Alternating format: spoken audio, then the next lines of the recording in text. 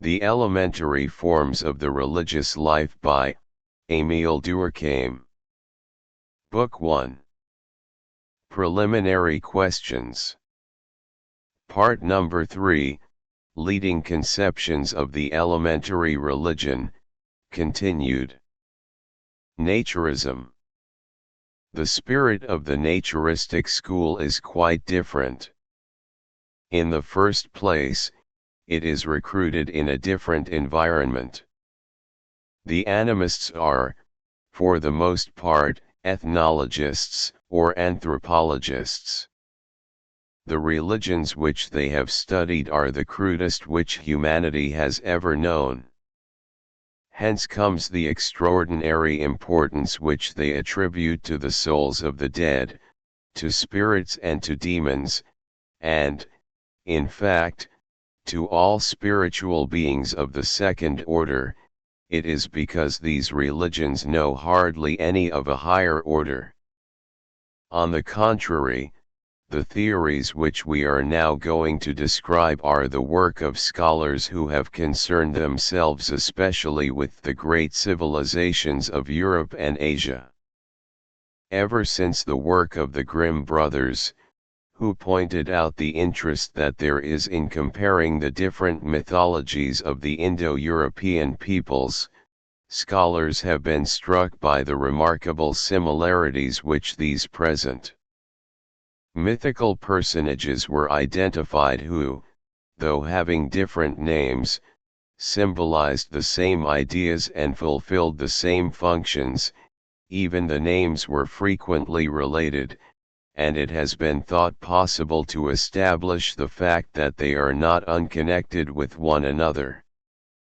Such resemblances seem to be explicable only by a common origin. Thus they were led to suppose that these conceptions, so varied in appearance, really came from one common source, of which they were only diversified forms, and which it was not impossible to discover. By the comparative method, they believed one should be able to go back, beyond these great religions, to a much more ancient system of ideas, and to the really primitive religion, from which the others were derived. The discovery of the Vedas aided greatly in stimulating these ambitions. In the Vedas, scholars had a written text, whose antiquity was undoubtedly exaggerated at the moment of its discovery, but which is surely one of the most ancient which we have at our disposition in an Indo-European language. Here they were enabled to study, by the ordinary methods of philology, a literature as old as or older than Homer, and a religion which was believed more primitive than that of the ancient Germans. A document of such value was evidently destined to throw a new light upon the religious beginnings of humanity, and the science of religions could not fail to be revolutionized by it. The conception which was thus born was so fully demanded by the state of the science and by the general march of ideas, that it appeared almost simultaneously in two different lands. In 1856, Max Müller exposed its principles in his Oxford Essays. 3 years later appeared the work of Adalbert Kuhn on the origin of fire and the drink of the gods, which was clearly inspired by the same spirit. When once set forth, the idea spread very rapidly in scientific circles. To the name of Kuhn is closely associated that of his brother-in-law Schwarz, whose work on the origin of mythology followed closely upon the preceding one. Steinthal and the whole German school of Völkerpsychology attached themselves to the same movement. The theory was introduced into France in 1863 by M. Michel Briel. It met so little resistance that, according to an expression of Grupp, a time came when, aside from certain classical philologists, to whom Vedic studies were unknown, all the mythologists had adopted the principles of Max Muller or Kuhn as their point of departure. It is therefore important to see what they really are, and what they are worth. Since no one has presented them in a more systematic form than Max Muller, it is upon his work that we shall base the description which follows. We have seen that the postulate at the basis of animism is that religion, at least in its origin, expresses no physical reality. But Max Muller commences with the contrary principle. For him, it is an axiom that religion reposes upon an experience, from which it draws all its authority. Religion, he says, if it is to hold its place as a legitimate element of our consciousness, must, like all other knowledge, begin with sensuous experience. Taking up the old empirical adage, nihil est in intellectu quod non ante fuerit in sensu, he applies it to religion and declares that there can be nothing in beliefs which was not first perceived.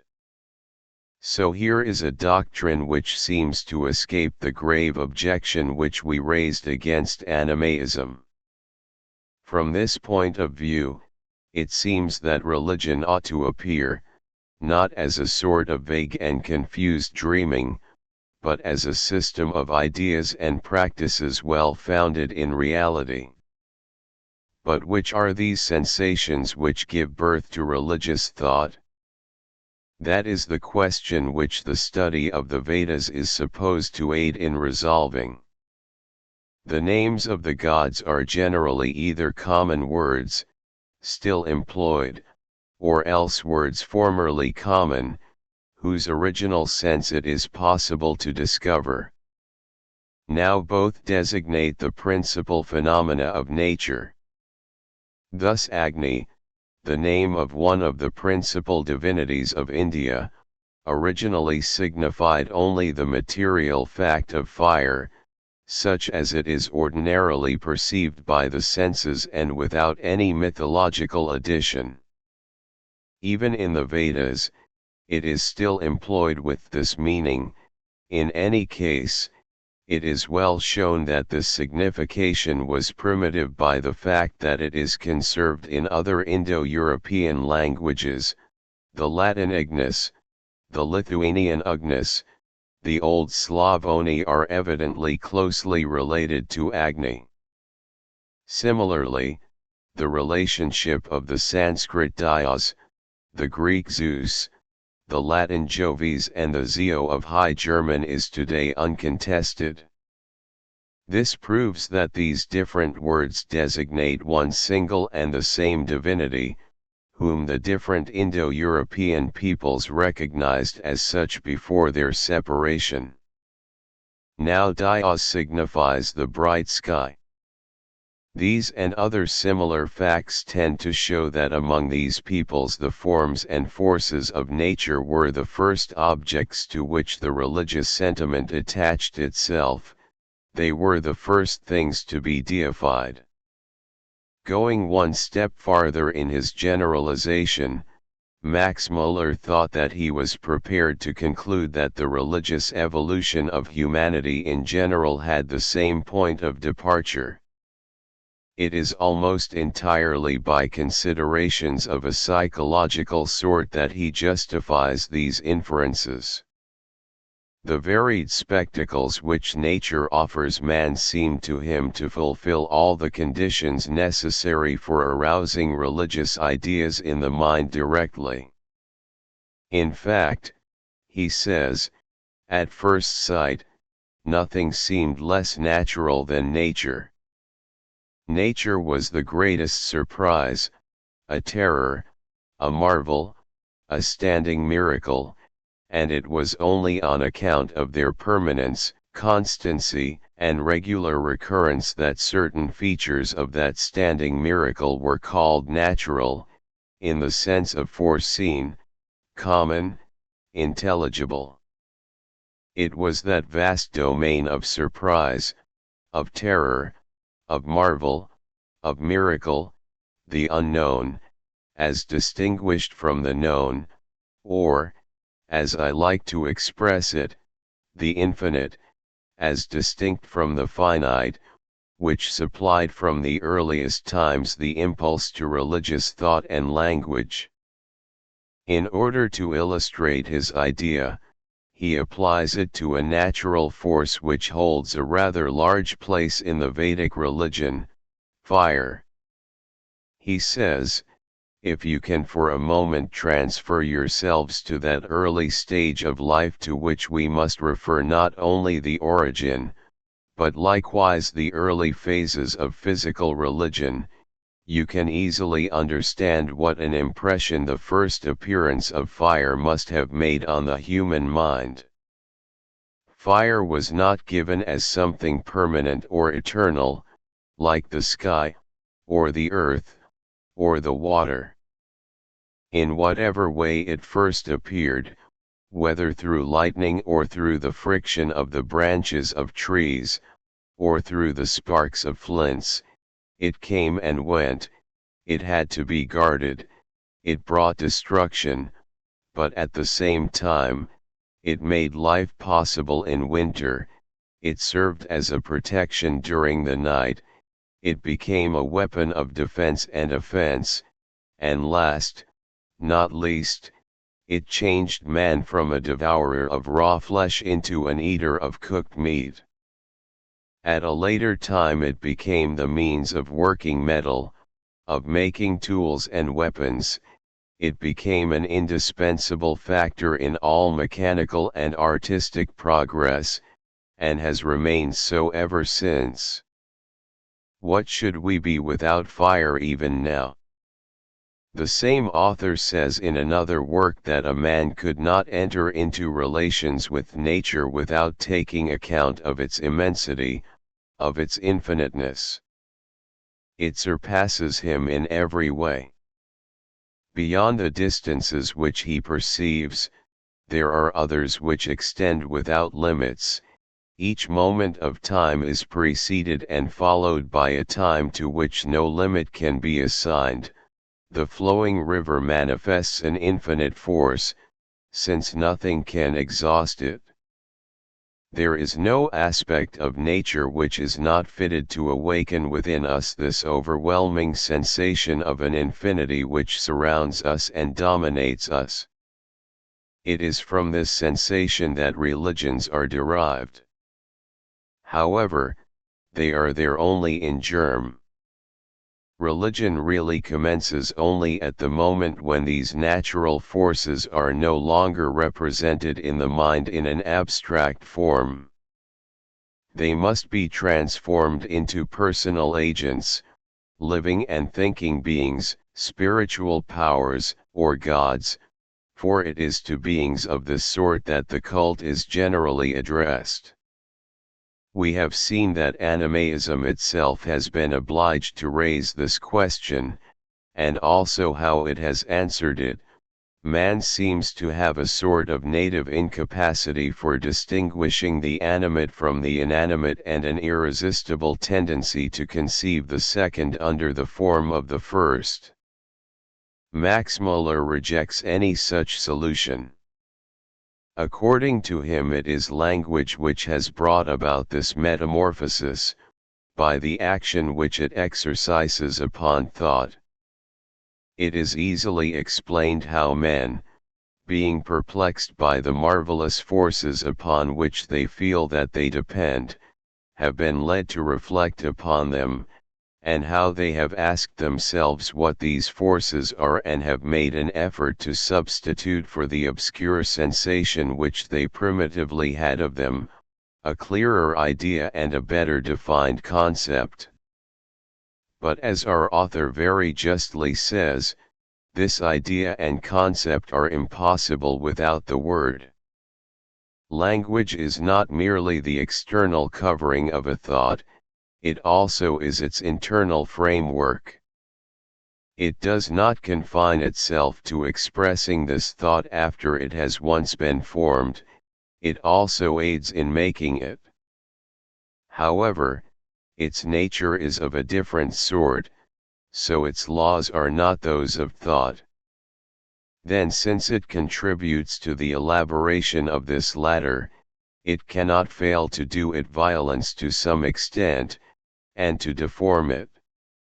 It is a deformation of the sort which is said to have created the special characteristic of religious thought. Thinking consists in arranging our ideas, and consequently in classifying them. To think of fire, for example, is to put it into a certain category of things, in such a way as to be able to say that it is this or that, or this and not that. But classifying is also naming, for a general idea has no existence and reality except in and by the word which expresses it and which alone makes its individuality. Thus the language of a people always has an influence upon the manner in which new things, recently learned, are classified in the mind and are subsequently thought of. These new things are thus forced to adapt themselves to pre-existing forms. For this reason, the language which men spoke when they undertook to construct an elaborated representation of the universe marked the system of ideas which was then born with an indelible trace. Nor are we without some knowledge of this language, at least in so far as the Indo-European peoples are concerned. Howsoever distant it may be from us, souvenirs of it remain in our actual languages which permit us to imagine what it was. These are the roots.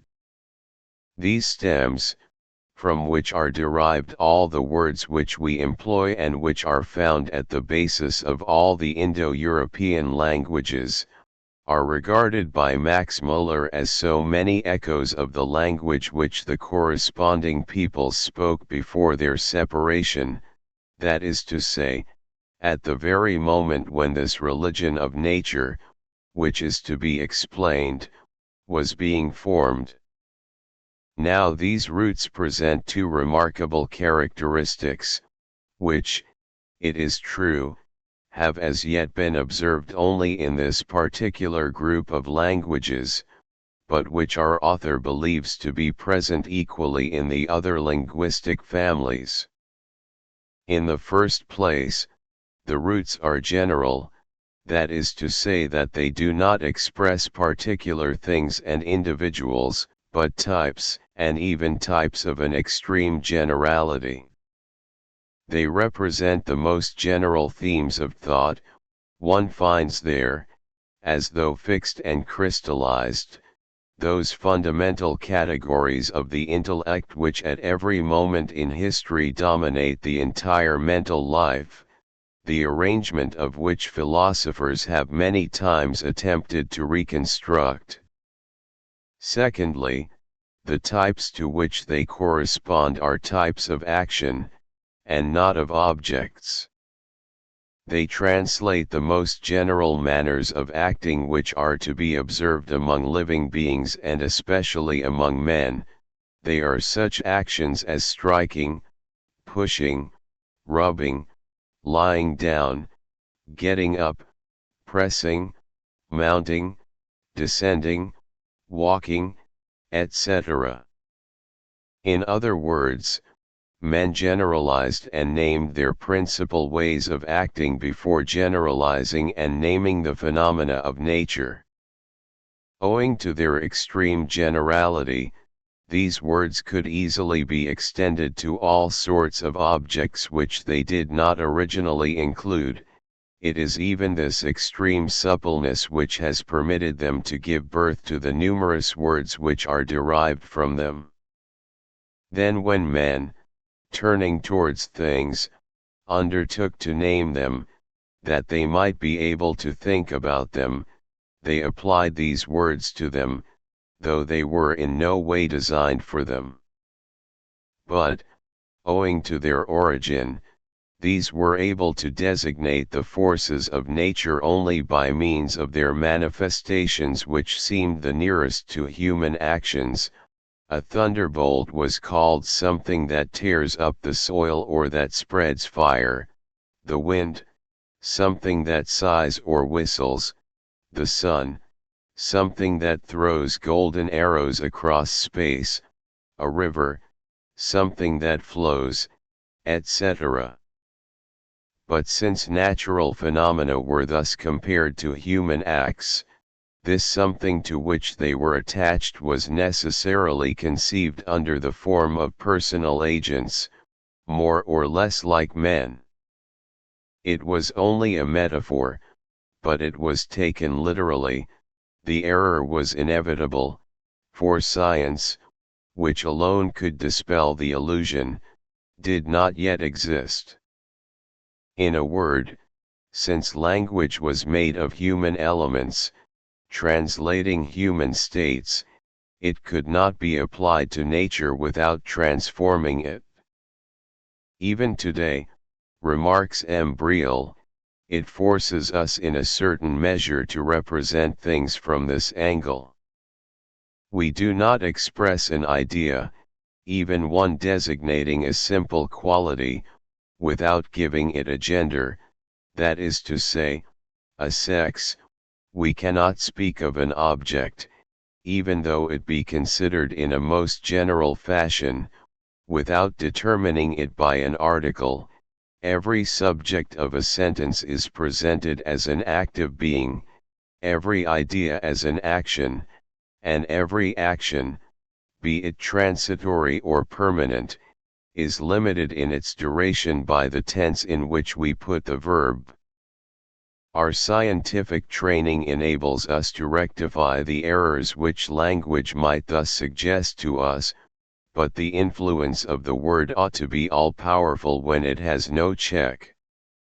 Language thus superimposes upon the material world, such as it is revealed to our senses, a new world, composed wholly of spiritual beings which it has created out of nothing and which have been considered as the causes determining physical phenomena ever since.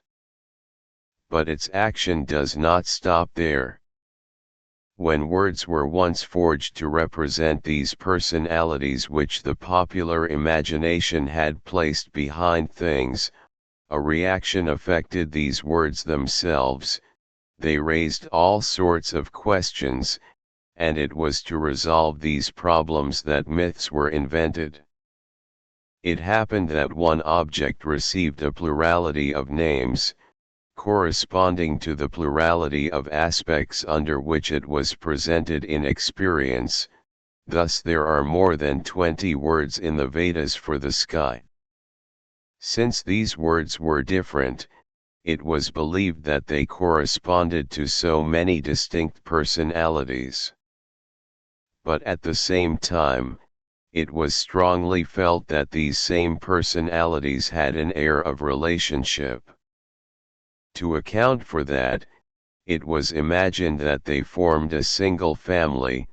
Genealogies, a civil condition and a history were invented for them. In other cases, different things were designated by the same term. To explain these homonyms, it was believed that the corresponding things were transformations of each other, and new fictions were invented to make these metamorphoses intelligible. Or again, a word which had ceased to be understood, was the origin of fables designed to give it a meaning. The creative work of language continued then, making constructions ever more and more complex, and then mythology came to endow each god with a biography, ever more and more extended and complete, the result of all of which was that the divine personalities, at first confounded with things, finally distinguished and determined themselves. This is how the notion of the divine is said to have been constructed. As for the religion of ancestors, it was only a reflection of this other. The idea of the soul is said to have been first formed for reasons somewhat analogous to those given by Tylor, except that according to Max Muller, they were designed to account for death, rather than for dreams.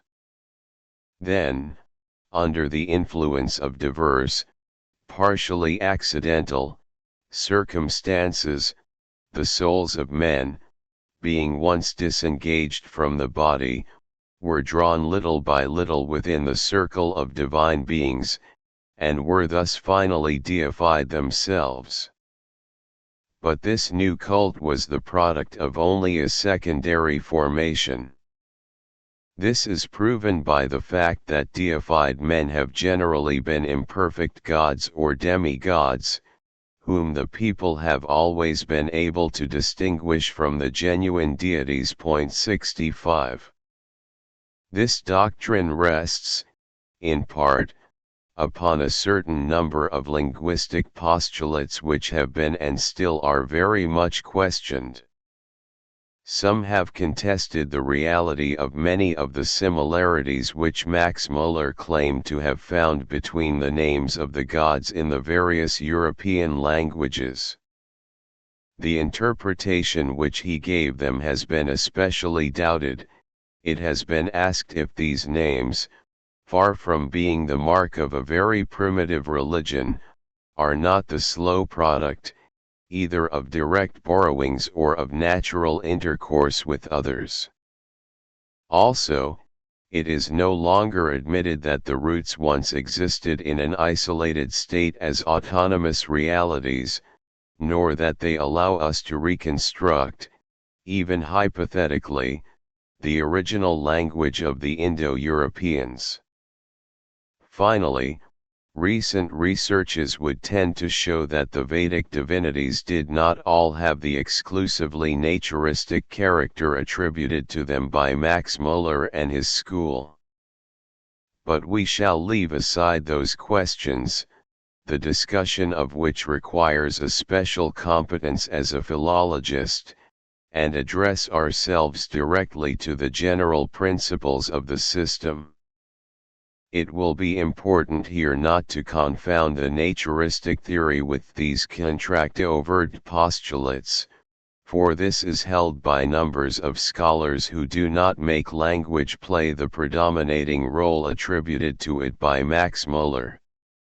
That men have an interest in knowing the world which surrounds them, and consequently that their reflection should have been applied to it at an early date, is something that everyone will readily admit.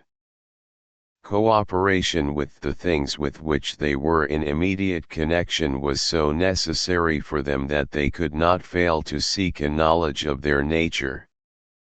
But if, as naturism pretends, it is of these reflections that religious thought was born, it is impossible to explain how it was able to survive the first attempts made, and the persistence with which it has maintained itself becomes unintelligible.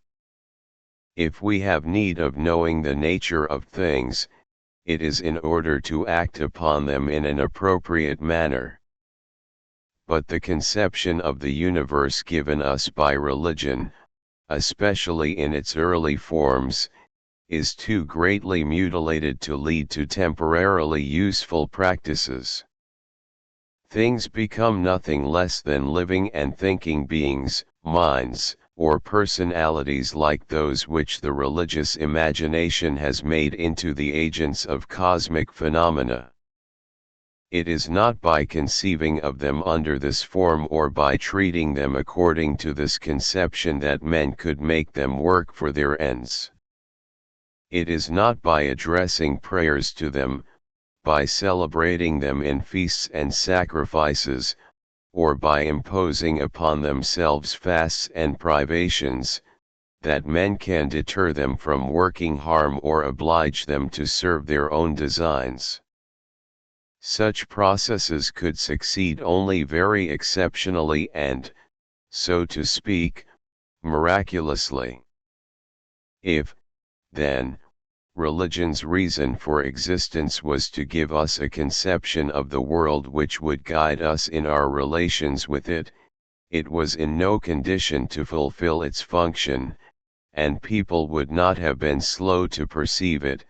Failures, being infinitely more frequent than successes, would have quickly shown them that they were following a false route, and religion, shaken at each instant by these repeated contradictions, would not have been able to survive. It is undeniably true that errors have been able to perpetuate themselves in history, but, except under a union of very exceptional circumstances, they can never perpetuate themselves thus unless they were true practically, that is to say, unless, without giving us a theoretically exact idea of the things with which they deal, they express well enough the manner in which they affect us, either for good or for bad. Under these circumstances, the actions which they determine have every chance of being, at least in a general way, the very ones which are proper, so it is easily explained how they have been able to survive the proofs of experience. But an error, and especially a system of errors which leads to, and can lead to nothing but mistaken and useless practices, has no chance of living. Now, what is there in common between the rites with which the believer tries to act upon nature and the processes by which science has taught us to make use of it, and which we now know are the only efficacious ones? If that is what men demanded of religion, it is impossible to see how it could have maintained itself, unless clever tricks had prevented their seeing that it did not give them what they expected from it. It would be necessary to return again to the over-simple explanations of the 18th century. Thus it is only in appearance that naturism escapes the objection which we recently raised against animism.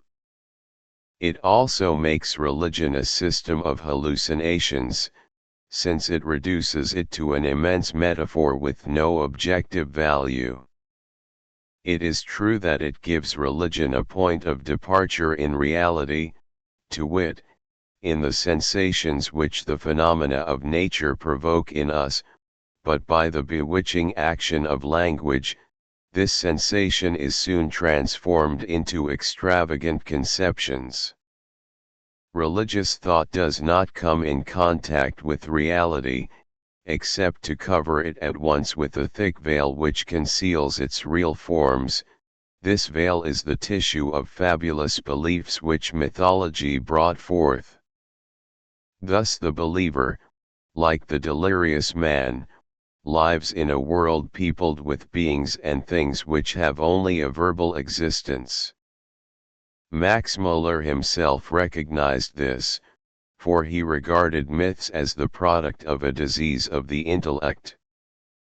At first, he attributed them to a disease of language, but since language and the intellect are inseparable for him, what is true of the one is true of the other.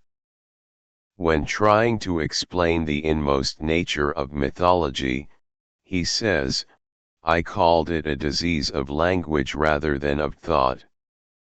After I had fully explained in my science of thought that language and thought are inseparable, and that a disease of language is therefore the same thing as a disease of thought, no doubt ought to have remained as to what I meant. To represent the Supreme God as committing every kind of crime, as being deceived by men, as being angry with his wife and violent with his children, is surely a proof of a disease, of an unusual condition of thought, or, to speak more clearly, of real madness. And this argument is not valid merely against Max Müller and his theory, but against the very principle of naturism, in whatever way it may be applied. Whatever we may do, if religion has as its principal object the expression of the forces of nature, it is impossible to see in it anything more than a system of lying fictions, whose survival is incomprehensible. Max Muller thought he escaped this objection, whose gravity he felt, by distinguishing radically between mythology and religion, and by putting the first outside the second. He claims the right of reserving the name of religion for only those beliefs which conform to the prescriptions of a sane moral system and a rational theology. The myths were parasitic growths which, under the influence of language, attached themselves upon these fundamental conceptions, and denatured them. Thus the belief in Zeus was religious in so far as the Greeks considered him the supreme god, father of humanity, protector of laws, avenger of crimes, etc., but all that which concerned the biography of Zeus, his marriages, and his adventures, was only mythology. But this distinction is arbitrary. It is true that mythology has an aesthetic interest as well as one for the history of religions, but it is one of the essential elements of the religious life, nevertheless. If the myth were withdrawn from religion, it would be necessary to withdraw the rite also, for the rites are generally addressed to definite personalities who have a name, a character, determined attributes, and a history, and they vary according to the manner in which these personalities are conceived. The cult rendered to a divinity depends upon the generally deal with perfectly clean animals, have hygienically, house sacrifices, which take place far from a house, make it more solid, etc. Undoubtedly there are religious precepts which at the same time have a practical utility, but they are lost in the mass of others, and even the services which they render are frequently not without some drawbacks. If there is a religiously enforced cleanliness, there is also a religious filthiness which is derived from these same principles. The rule which orders a corpse to be carried away from the camp because it is the seat of a dreaded spirit is undoubtedly useful. But the same belief requires the relatives to anoint themselves with the liquids which issue from a corpse in putrefaction, because they are supposed to have exceptional virtues. From this point of view, magic has served a great deal more than religion. Character attributed to him, and it is the myth which determines this character. Very frequently, the rite is nothing more than the myth put in action. The Christian communion is inseparable from the myth of the Last Supper, from which it derives all its meaning. Then if all mythology is the result of a sort of verbal delirium, the question which we raised remains intact: the existence, and especially the persistence of the cult become inexplicable. It is hard to understand how men have continued to do certain things for centuries without any object. Moreover, it is not merely the peculiar traits of the divine personalities which are determined by mythology. The very idea that there are gods or spiritual beings set above the various departments of nature, in no matter what manner they may be represented, is essentially mythical. Now if all that which appertains to the notion of gods conceived as cosmic agents is blotted out of the religions of the past, what remains? The idea of a divinity in itself, of a transcendental power upon which man depends and upon which he supports himself. But that is only an abstract and philosophic conception which has been fully realized in no historical religion. it is without interest for the science of religions. We must therefore avoid distinguishing between religious beliefs, keeping some because they seem to us to be true and sane, and rejecting others because they shock and disconcert us. All myths, even those which we find the most unreasonable, have been believed. Men have believed in them no less firmly than in their own sensations, they have based their conduct upon them. In spite of appearances, it is therefore impossible that they should be without objective foundation. However, it will be said that in whatever manner religions may be explained, it is certain that they are mistaken in regard to the real nature of things. Science has proved it. The modes of action which they counsel or prescribe to men can therefore rarely have useful effects. It is not by lust rations that the sick are cured, nor by sacrifices and chants that the crops are made to grow. Thus the objection which we have made to naturism would seem to be applicable to all possible systems of explanation. Nevertheless, there is one which escapes it. Let us suppose that religion responds to quite another need than that of adapting ourselves to sensible objects, then it will not risk being weakened by the fact that it does not satisfy, or only badly satisfies, this need. If religious faith was not born to put man in harmony with the material world, the injuries which it has been able to do him in his struggle with the world do not touch it at its source, because it is fed from another. If it is not for these reasons that a man comes to believe, he should continue to believe even when these reasons are contradicted by the facts.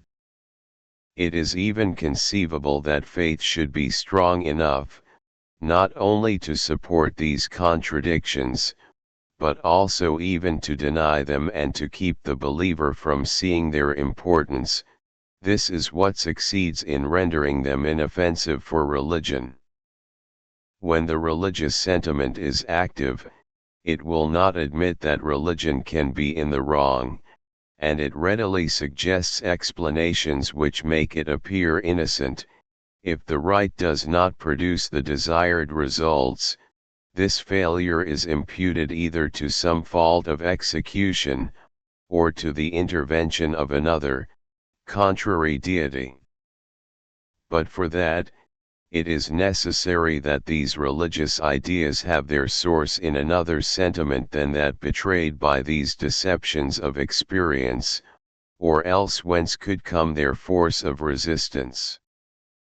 But more than that, even if men had really had reasons for remaining obstinate, in spite of all their mistakes, in expressing cosmic phenomena in religious terms, it is also necessary that these be of a nature to suggest such an interpretation.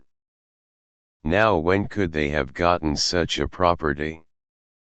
Here again we find ourselves in the presence of one of those postulates which pass as evident only because they have not been criticized. It is stated as an axiom that in the natural play of physical forces there is all that is needed to arouse within us the idea of the sacred, but when we closely examine the proofs of this proposition, which, by the way, are sufficiently brief, we find that they reduce to a prejudice. They talk about the marvel which men should feel as they discover the world. But really, that which characterizes the life of nature is a regularity which approaches monotony.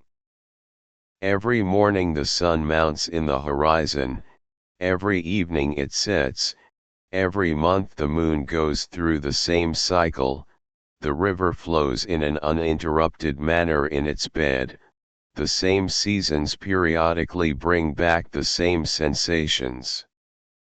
To be sure, here and there an unexpected event sometimes happens, the sun is eclipsed, the moon is hidden behind clouds, the river overflows.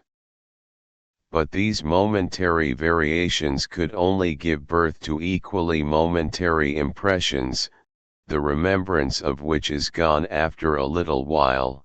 They could not serve as a basis for these stable and permanent systems of ideas and practices which constitute religions. Normally, the course of nature is uniform, and uniformity could never produce strong emotions. Representing the savage as filled with admiration before these marvels transports much more recent sentiments to the beginnings of history. He is much too accustomed to it to be greatly surprised by it. It requires culture and reflection to shake off this yoke of habit and to discover how marvelous this regularity itself is. Besides, as we have already remarked, admiring an object is not enough to make it appear sacred to us, that is to say, to mark it with those characteristics which make all direct contact with it appear a sacrilege and a profanation. We misunderstand what the religious sentiment really is, if we confound it with every impression of admiration and surprise. But, they say, even if it is not admiration, there is a certain impression which men cannot help feeling in the presence of nature. He cannot come in contact with it, without realizing that it is greater than he. It overwhelms him by its immensity. This sensation of an infinite space which surrounds him, of an infinite time which has preceded and will follow the present moment, and of forces infinitely superior to those of which he is master, cannot fail, as it seems, to awaken within him the idea that outside of him there exists an infinite power upon which he depends. And this idea enters as an essential element into our conception of the divine. But let us bear in mind what the question is. We are trying to find out how men came to think that there are in reality two categories of things, radically heterogeneous and incomparable to each other. Now, how could the spectacle of nature give rise to the idea of this duality? Nature is always and everywhere of the same sort. It matters little that it extends to infinity, beyond the extreme limit to which my eyes can reach. It is not different from what it is here. The space which I imagine beyond the horizon is still space, identical with that which I see. The time which flows without end is made up of moments identical with those which I have passed through. Extension, like duration, repeats itself indefinitely, if the portions which I touch have of themselves no sacred character. Where did the others get theirs? The fact that I do not see them directly, is not enough to transform them. A world of profane things may well be unlimited, but it remains a profane world.